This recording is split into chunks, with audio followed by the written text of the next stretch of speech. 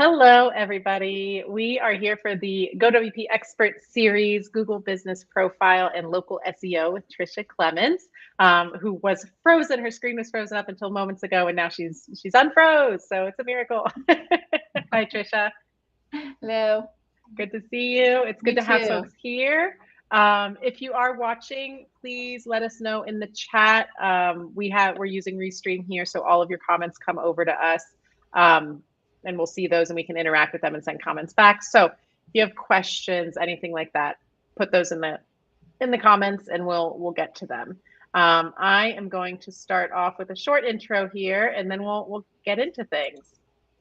So in case you don't know me, I'm Emily from GoWP, and we are here today with Tricia Clements for our GoWP Expert Series Live on Google Business Profile and Local SEO. So if I could get somebody to say hi in the chat, that would be great, and I'll keep my eye on that, just to know we're live and folks are seeing us.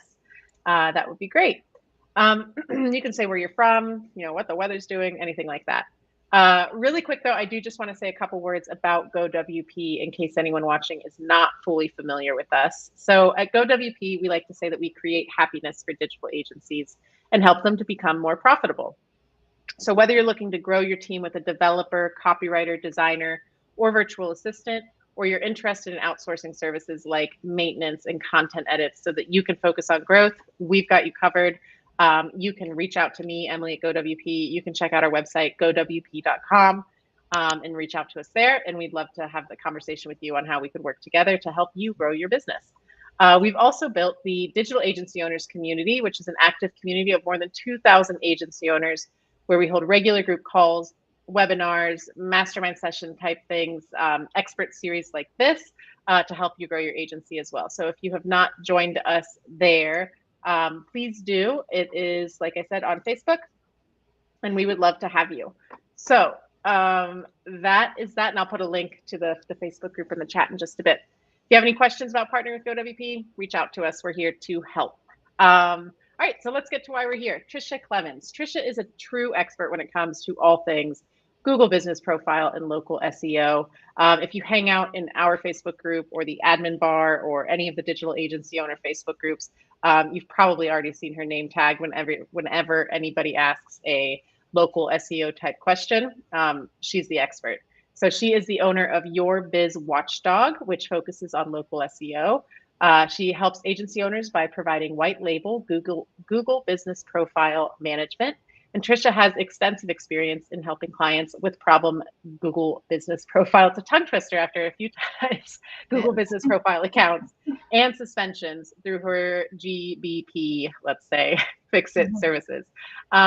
So Tricia, it's great to have you here. And for anyone who has been to the past, we've done, I think this is our fourth one now.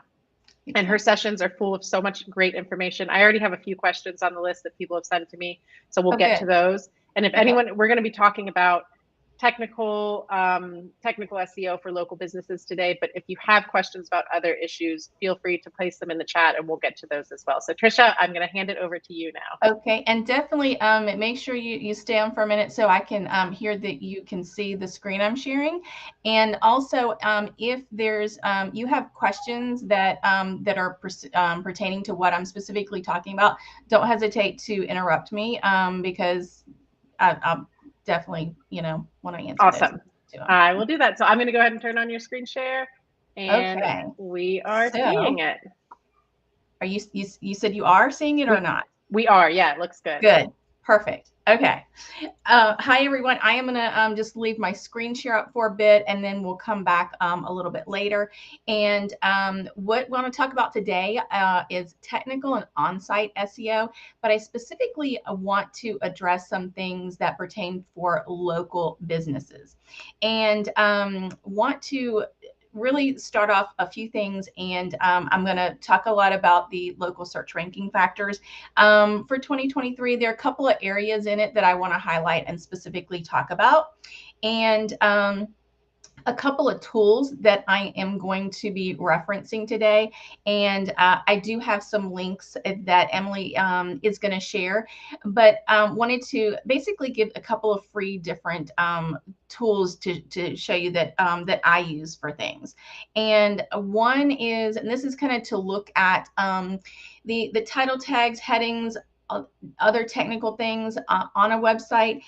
If you are working on that website to update it, or if you're working on a website from scratch, you should look and review what's maybe on your website, but then competitors' websites as well, so to see what they're doing. That's something that's really important to do. The first one is I want to show you is Screaming Frog.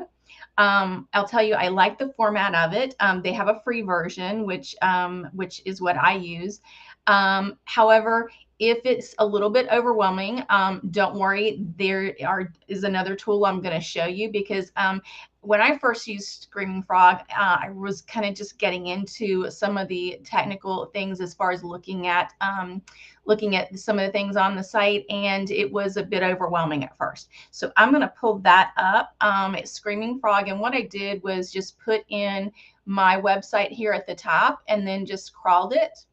And so basically you get a ton of stuff here, and you can go through the tabs at the top. I'm not going to really go through all of this because it would take all afternoon, but just want to show you. So as you go down and let's see, click on another URL about, you can see down here, if I've got internal is what I'm looking at, you can see down here the address, you can see the title tag, you can see the meta description, the H1, all of that. And then as you go, you can change, look at another URL up here, and you can see that down here at the bottom. And then you can go and look at each of these individuals. So you can see the tabs across the top. You can look at all the URLs, page titles, meta descriptions, H1s, all of those. So again, because there's so much information, it can be a little bit overwhelming. This is what I like to do.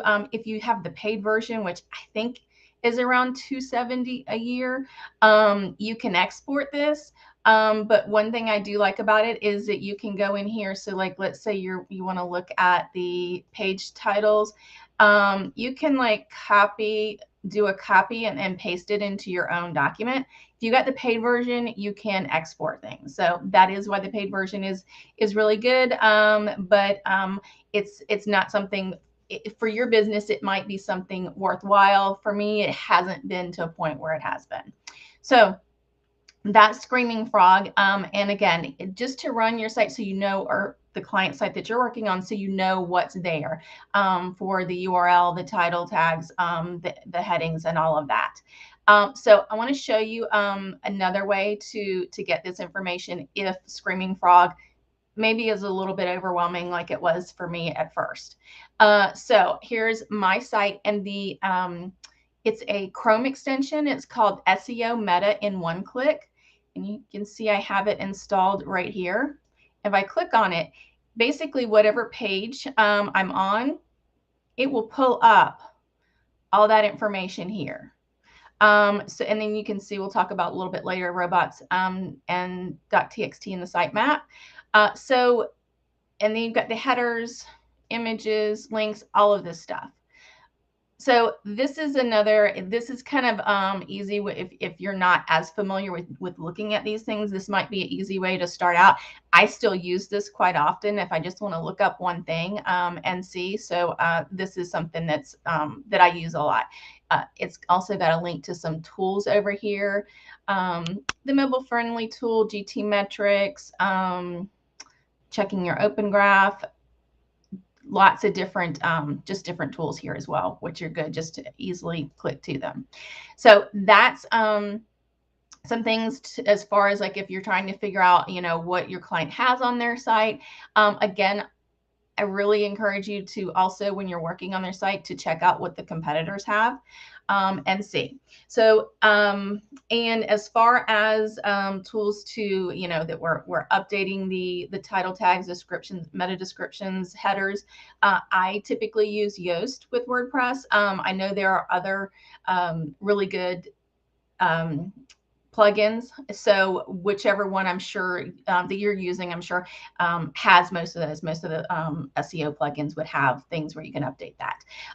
But if I've mentioned something, Yoast is what I'm using, but it doesn't mean it's necessarily the only one to use for sure.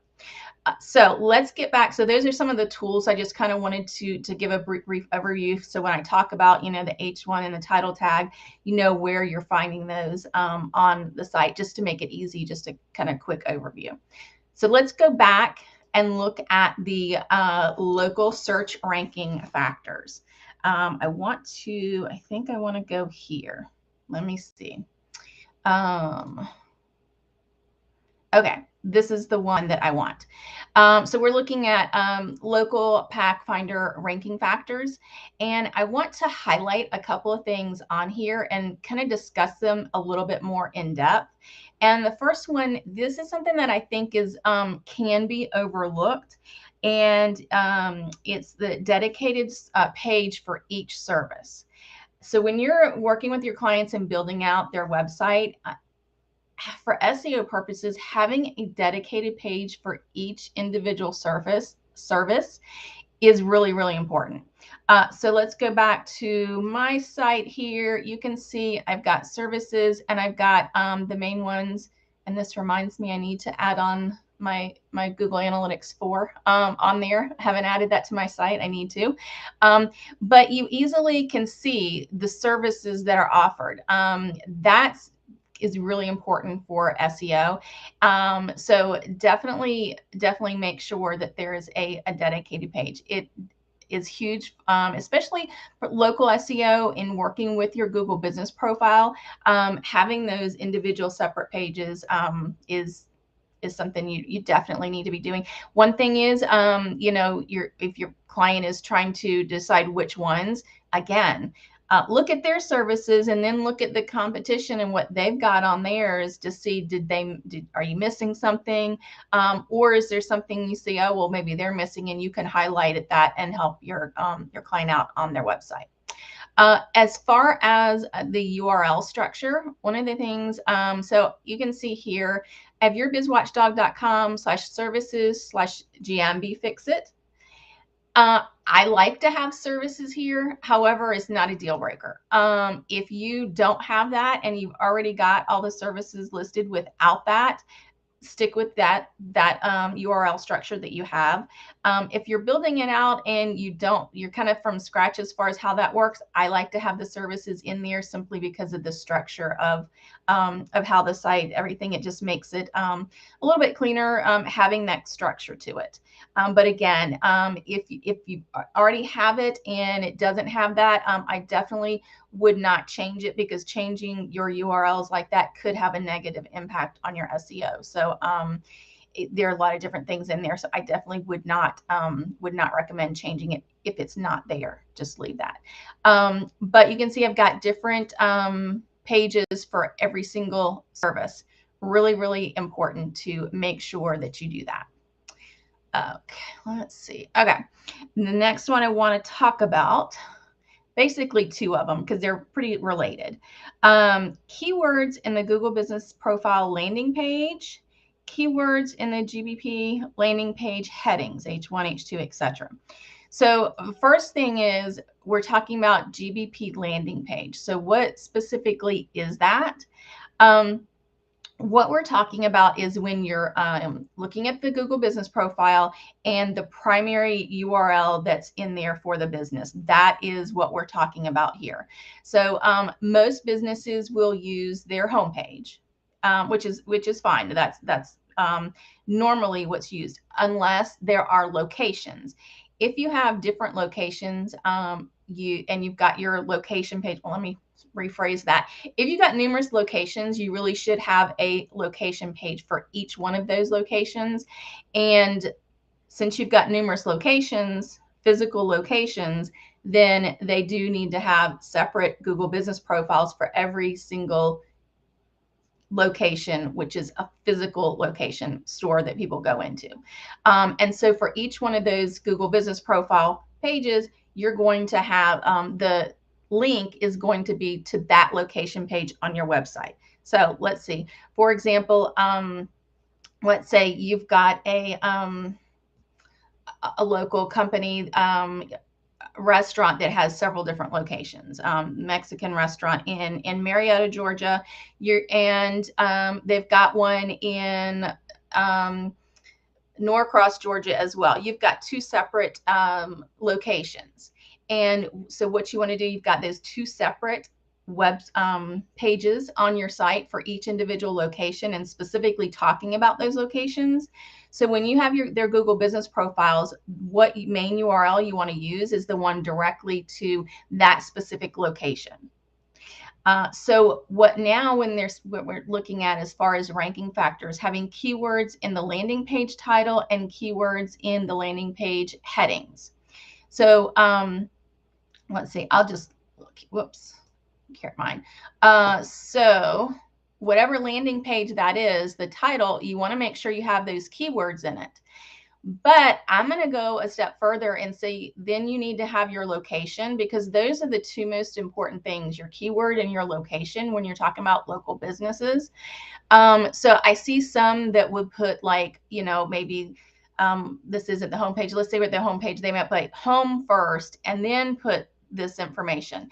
I put the most important thing, the keyword first, the location, and then the business name. And then of course I have something else here, GMB near me. And as you can see, it's GMB instead of GBP, because Google's changed the name on me.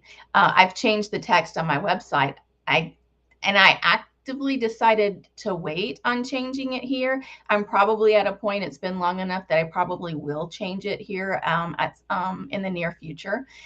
Those are a little bit, I guess, unusual issues since Google decided to change the name on us and confuse everyone. But I think that's, there's still people I know refer to it as Google My Business, but I do need to, at some point in the near future, change it. But here is just the format that I like. And so Emily's got that. I'll have her put, gave it to her, just kind of the structure that I like to include. So you've got keyword, then you've got the pipe, and then you've got the location, another pipe, and then your business name. You can add additional. The other thing is, I don't worry about going over as far as how long it is and the length of it. I don't really worry about that when it comes to the title. The description, maybe a little bit more, but when it comes to the title, I just put in what I want it to be. Another thing is the title. These title tags need to be different on every single page. So this is here, I'm talking about the help and fix it. So then if I'm going to, let's see, white label services, and this is, so I'm here on the white label services page, and I go back to this SEO meta in one click. You can see, so this has Google My Business white label services. So that's, again, what you want to have there. Each individual page needs to be different. So definitely make sure you've got it different. Let me see my about. I don't remember. I did this one a while ago. So let me see what I have here. About Us, Marietta, GA. I could do something here, even add Google Business Pro, I don't know, About Us, Google Business Profile Services, maybe, but that's okay for that one. But that's the main thing that I want to bring to your attention here when we're talking about, and these are things, just the keywords in the landing page title, and then again, let's see, keywords in the headings. So let's go back to this, and we've got, let me go to a different page where it really kind of, it's about here. Headers. So when we're looking at the headers, so Google Business Profile Help, and then GBP Fix It. So making sure that H1 that you've got, what specifically you're talking about, is really important to have that in those headings. Let's see, let me go to another page and see what I did for these. I don't remember, these have been a while, so I don't remember what I've done. I know I've updated some of them, but Google Business Profile Audit, Optimization, Monthly Management. So there, it's interesting. So I got my H1s updated, but I don't have my titles updated. So I'll have to go back in and do that probably pretty soon. But basically, these are the things that you need to, especially for local businesses, add that location in there for the title and header. So for me, I am not going to specifically put location in my H1 because of my clients.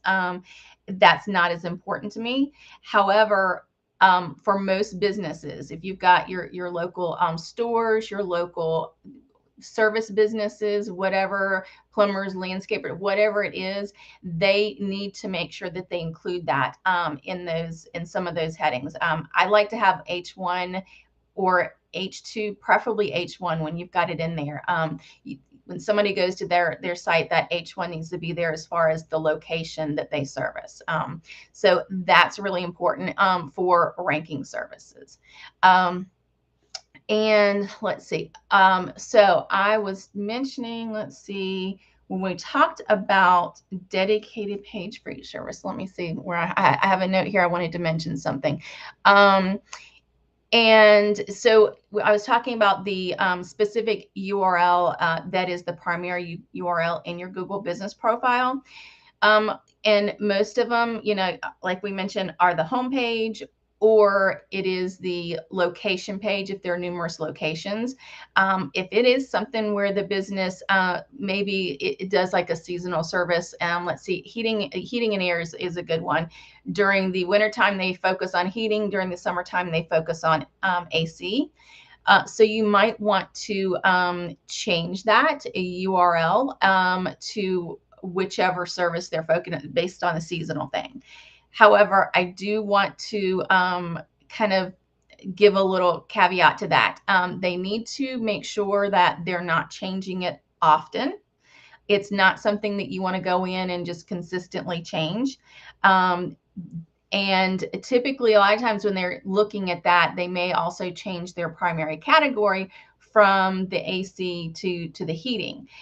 Those are 2 out of the 5 big things you really need to be careful that can cause a suspension in your Google business profile simply by updating it. So I would be very careful. And if you're changing one, wait several days to make sure it clears out before changing the other. And they just do need to be aware that those are things that simply changing it, even though might be correct for the business to do, it can trigger a suspension. And that's why the client does need to really be on top of things with their Google business profile to make sure that they get quickly reinstated if they have that come up. So I do want, since I mentioned things that could cause suspensions on Google business profiles, which businesses do, you sometimes you need to change that primary category, sometimes you need to change that URL, but there's top 5 that could trigger a suspension simply by changing it. One, business name, the address, primary category, the URL, and phone number. So anytime they make those changes, I would just make sure that they're being careful about doing that, and make sure before they make any changes that they have all of their paperwork and everything together for their business. And then also not to make a ton of changes all at once. If they're making a big change like that, they want to make that change and let it sit and then come back to it for any other updates. So and just that's something, especially for Google business profile, to make sure that they are aware of. So let's see. I talked about, just looking at my notes, I talked about the title tags. Again, they all should be different and mention the keyword and then the location. Let's see. The other thing they'll want to look at their images. Those are things that think you all probably have gone through is making sure they've got their images with their title, alt text, and everything. I do have I put some code on my site that automatically will set the image, title, alt text, and caption when the image is uploaded, so that I don't have to work on it and paste it into each one. What I do is I have the code and then it puts in there, pulls it in, and then I can simply adjust it while I'm there. I find that way if I forget, it's got some alt text in there. So that's something that that I like to do, but it is something you need to be it is changing the coding. So you need to, I always make sure that I have a backup before I do any of those. Of course, I sometimes like to be dangerous with my own site, make sure I back it up and then go a little crazy with some things, see what works and what doesn't. So, that is an option as well. And then of course, let's see, social, which would be the open graphs for Facebook and Twitter typically. Just make sure that that you've got the title and the description. And here I see I've got Google My Business. And that's one thing. This is unusual because Google, of course, changed the name. But Google knows they've changed the name. So people are searching for Google My Business and also Google Business Profile. So for me, I don't think it's important. However, when you've got your keywords here for your client, you definitely need to make sure you've got their keywords that they want to use. And for these, again, I would make sure for your clients, their local businesses, to have the location here in them.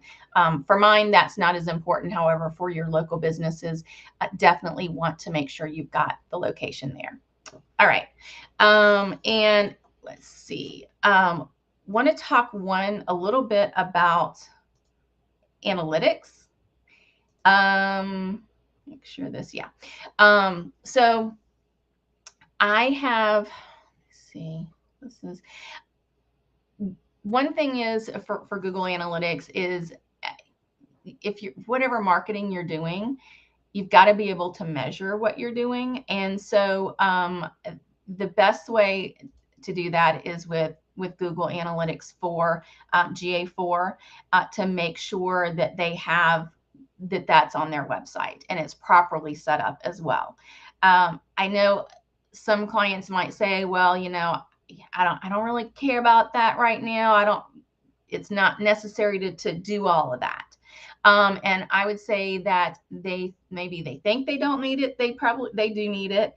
And if any point in the future they come and say, okay, now I do want to start looking at that data. If it's not put on and is recording information, you're not going to have that historical data that they need to take a look at. So that historical data is really, really crucial for them to have, even if they're not looking at it today. And what I do for my clients, and so I do set up Google GA4 for clients, also for agencies, white label for them as well. But you need to make sure it's set up properly with the right, using the right canonical website URL when you're setting it up. I have seen some issues when Google, a lot of people have been ignoring GA4 from Universal. Of course, in July 1st, which is in a couple of weeks, Universal will stop working. So I have seen what Google does is, since so many people have not actually switched over, Google's created this new GA4 account, and I've seen some issues with that where I've had to go in and correct and update a few things. It just, I don't like this. So I prefer to make sure that you work on it and it's set up separately, because you don't want it auto connecting to Universal. You want it set up individually by itself. And the other thing I like to do is to have conversions set up so that they can see, like, you know, form submissions, click to call, and click to email. These are the main things that I recommend for minimum thing that they should definitely have those set up, so they know, you know, people are coming to their website. What are they actually converting? And from that, I typically set up different reports in Looker Studio that they get that tells them basic things like how many users came to their website, how they found them, was it organic, paid, direct, referral, those conversions, and just setting it up with some of the basics now can really help them in the future. So that's one thing I like to make sure that they get set up. Want to briefly go over Google Search Console, because I feel like this is something that gets set up and then kind of just gets ignored a little bit. And I think it's got a lot of really good information in here to see, you know, how just basically your performance and what's happening.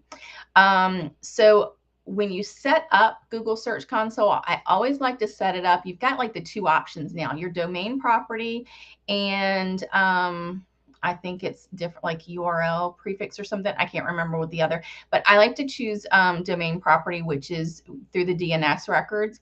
And the reason is because when you do it this way, Google will then look at all your subdomains, whether it's HTTP, HTTPS, whether it does or does not have the www on it. Definitely recommend that you set it up that way. Want to look at a couple of different things that on here. Let's see where I have a few things. This just make sure that it's indexed. I like to look at the full indexing and see what pages aren't indexed and why. This is one thing. If you've got a lot of 404s in here, you know that you need to get that updated. And this is kind of something that if there are a lot of 404s and Google is seeing it and it's not resolved, leaving those could have an impact on their SEO. You definitely want to get those updated and make sure that they don't have a lot of those 404 errors coming in. And let's see, I want to go, let me see, security. You all mostly have other methods of security on there, but this is just something that Google's saying, okay, they didn't detect any security issues. One thing you need to know, and I think I've mentioned this before, but just in case, is that if a website has been hacked, Google knows that, and it could suspend your Google business profile. So not only would you be dealing with the hacked website, you could also be dealing with the Google Business Profile suspension. So, so that's definitely something to be aware of. Okay, let's go back to overview.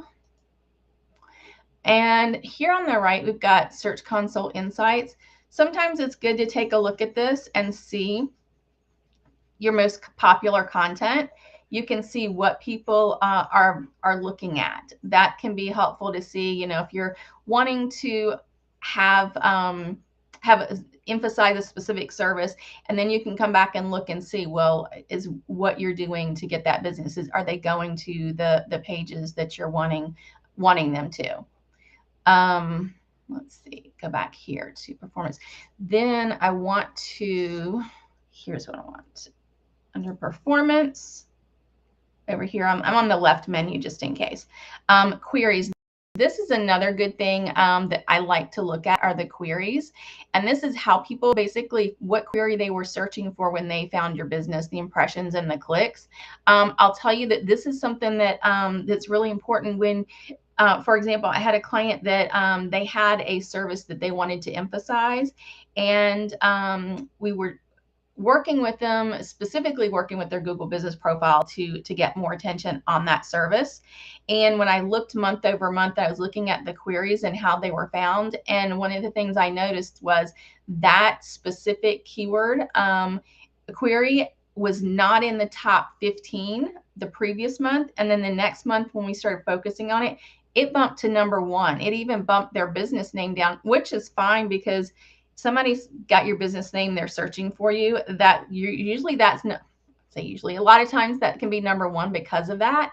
However, having that pop up to #1 means that that was really working and getting them up there in the search query. So you can also see the SEO Marietta. That's one there where that name comes in, the location comes in. So so definitely take a note of that. Let's see. But I've got where I'm going to share it's a Looker Studio report. Here it is.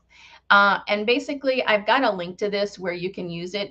Basically, what you would do is just take it and say, make a copy and then edit it and add, connect the Google Search Console for the business you're wanting to do. And so right here, this is just basically Google. It's connected to the data from like a Google test something or another. And so so that's why they've got all these weird things in here. But this is good because it'll show you all the positions for, you know, what's being found, the clicks and impressions. And that can be helpful for a client, you know, if they're looking and seeing, you know, that they're getting found for something that maybe they didn't realize, or maybe they've got something they want to get found for and it's lower at the bottom. As far as getting that moved up, you want to make sure that they have this information and take a look at it. So back to Google Search Console. The next thing I want to just kind of quickly go over are, let's see, linking sites. Let me see if I can find menu links. I want to look at links. If I can find that here at the bottom. This is good to see as far as top linking sites, what sites are linking to you that are basically getting clicks there to your business, pages that that have top linked pages. This is just something good to take a look at, the text that's being linked to. That can just be helpful for them to take a look at and see where they're getting the links from. All right, so the next thing I want to talk about are a few things that are a little bit more technical, and that's going to be schema. So I've got a link here. It's validator.schema.org, and Emily's got that. She'll put that in there for you. But I want to talk about a few things. So what I do for schema is, again, I use Yoast, and most SEO plugins will have this schema. You want to make sure that you're able to add schema. And then there are two different kinds. One is organization, which basically describes the website, has the business, and then social media profile. So when you put in your URL, this is what comes up for mine when I'm looking at the about, because that's where I've got the that specific schema for location. You've got your URL, your business name, description, and then if you look down here, it says same as. These are where I've put in my social media links. And it's important to have these filled in because when you've got your knowledge panel for the business, which has all the information on the Google business profile, when you've got that, a lot of times you'll notice at the bottom some links to the social media. This is typically where that information is pulled from. Now, and this is you telling Google what should go there. So one thing you have to know is that Google doesn't always do what you want them to do. So it doesn't always pull those in. However, having this completed and these filled in will definitely help Google realize that those are the ones that you that should be there. But definitely take a look and make sure you've got your schema done on your WordPress website, and then you can look here and check and make sure you've got the information properly filled out for your local business and your organizational information as well. Make sure there's not any errors and everything's correct. That's one of the biggest things I would say on those. So one thing back to, I just realized I wanted to talk about on the Google Search Console. When you're going, let's go to the overview.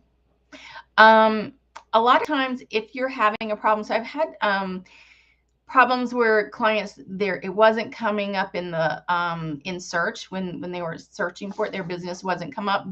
Some of the things I like to look at, the robots.txt, make sure the sitemap is on there. But then also, if you look in here at the indexing and looking at the full report, each one of these you can basically do a click on and get more information. And so here, let's see, I don't know, these are okay. This is a feed here. So if you just kind of highlight it, I'm not clicking yet, highlight it and then go over and see the little little search icon, inspect it. You can click there and it will pull and give you information about why that is not being indexed. So this one, no index tag, which I have on there. So if you've got issues as far as, you know, why is something not being indexed, this will kind of give you some tips as far as where to go and what to look for. I've had actually 2 clients that had some issues that going into Google Search Console helped figure out and find what those specific issues were, and how to get those fixed so that they were then coming up in search again. So want to go back over a couple of different top takeaways for some of this for local SEO. So again, I would say number one is having a dedicated page for each service on the website. Really, really important when you're building those websites for your client, making sure you have a dedicated page for each service for SEO purposes. And definitely want to make sure that you've got that. And then having the keyword and location in the title tag and headings. Those are really important, and having that location for local businesses is really important as well. And then the other thing is once you've got Google Search Console, which I recommend you do for all the sites, having that set that up, going in and looking at it to see and scheduling some reports to run so you know what's going on with Google Search Console in there to maybe get some opportunities for the client, or if there's issues, you can do some troubleshooting with those as well. And I wanted to go ahead and see if I'm going to stop sharing, and hopefully when it stops sharing, I will I won't freeze up. I think maybe I'm okay. So definitely let me know. I think Emily said there were questions, so I did want to leave some time to go over your questions that you have. Hey, Tricia. Thank you. That was wonderful. Yeah, okay. and you didn't freeze up, so that's awesome. Good. Yeah, I think it's coming on that freezes, so we'll have to remember that next time. We've got that figured out now. Yeah, there was one question that someone had submitted. Here's what I've got up right now, actually. So I have Wendy on Facebook who says she's linked Google Ads on GA4, but it seems like Google Ads data is still not visible in GA4. I'm not sure if that's something you would be able to shed light on. Yeah, so I don't do a lot of, connecting the Google Ads things. I have connected them, but I would just look at it and see. It sounds like maybe the data is not coming through to make sure that it's properly connected. I know when they first started with J4 a couple years ago, whenever it was very buggy. So it depends on when it was connected. You might want to take a look and search and see any issues with that, and look at the reports. And it sounds like that there's an issue with it. And with that, it's really kind of hard to tell each individual, troubleshooting. It sounds like it does need to be have some troubleshooting look through. And that's something I'd, recommend they just kind of dive into GA4 and seeing what the issue seems to be. Yeah, those sorts of things can be so frustrating too, because when you're trying to connect so many systems together, there's always wrenches thrown into the mix. Yes, and definitely. The other question was, it's pretty broad, but I think you'll probably have some wisdom for us to glean from you. So this was from someone who I'm not sure they were able to attend live, but they submitted this question before. And it was that, what's your advice on using keywords everywhere, where to use them to make sure they're targeting the right keywords? What metrics to kind of watch for? Because the problem they identified here is that she seems to be attracting more traffic about people looking for jobs, not business owners looking to hire. So she's attracting the other kind of the flip side of the coin there. Yeah. Sure. So the first thing is, as far as like where to put the keywords and everything. So it's not just in the text on the site, but also the things that we went over just a moment ago, making sure that those headings and the title tags, that they've got the information specifically in there. And as far as, it sounds like, she's saying that that they're getting they're not quite getting at the right customers that they're looking for. It might be something as far as doing a little bit more keyword research and just determining what specific keyword phrase, and I say keyword or key phrase may be something more that they want to look at, some of the longer tail things, and update those. And I would probably use something like use their Google Analytics, but then also use Google Search Console and see how things are changing from there. But definitely, as far as I wouldn't go overboard on the keywords. I definitely agree. Don't go overboard and spam it, but do make sure the title tags, the headings, that they've got those keywords in there for sure. Great advice. Yeah. And I was playing around with Google Search Console this week, and there's just so much that you can do in there and find out how people are landing on your site. You can go into the queries and see what are the search terms people are using to get to your site and things like that. So there's so much information in there. It is. And I know, I think when I first installed it, it was more like a thing where it's like, okay, make sure that it's properly indexed, and that's good. And that's the, one of the first stages. But really, as far as all the other information to do a deep dive into it, it's really can be interesting. Like the one client where we were focusing on something different, that was kind of where I was looking. I'm like, oh, look at this. They changed the keyword as far as the query to number one, and that's what we've been focusing on. So so looking and seeing from month to month what's changing. Yeah, awesome. Great ideas there. And if you haven't dug into your Search Console, I recommend it too. And one thing too about Google Search Console GA4 is that having those set up, and then even if you're not looking at it specifically right now, being able to go back later once you decide, oh, I want to do XYZ, you've got the data there. That to me is one of the most important things, having that historical data. So once you set it up and get going with it, you might not specifically, it depends on the client, but they might say, well, I don't really care about that right now. You've got it once they come back to you and say, well, I need to do, I want to focus on this specific service, or this is, what I want to do. You've got that data there to look at. Absolutely. Yep. Great advice. Those were all the questions that came in so far. But I do want to say, if you're watching this recording and you weren't able to join us live, make sure you join our Facebook group. I'll put that in the comments. So you can come in there. You can tag Tricia in a comment. You can reach out to her. I linked your site as well. So you've got that in the comments as well. Your Biz Watchdog. So you can reach out to Tricia there. She has white label services for agencies. And as you have seen by watching this this session, she is a treasure trove of wisdom on local SEO and local businesses and getting their websites to perform. So Tricia, thank you so much. Thank you to everybody who joined us today. And we'll be back again next month. So Tricia, we'll see you next month. Thank you so much. Sounds good. Thank you.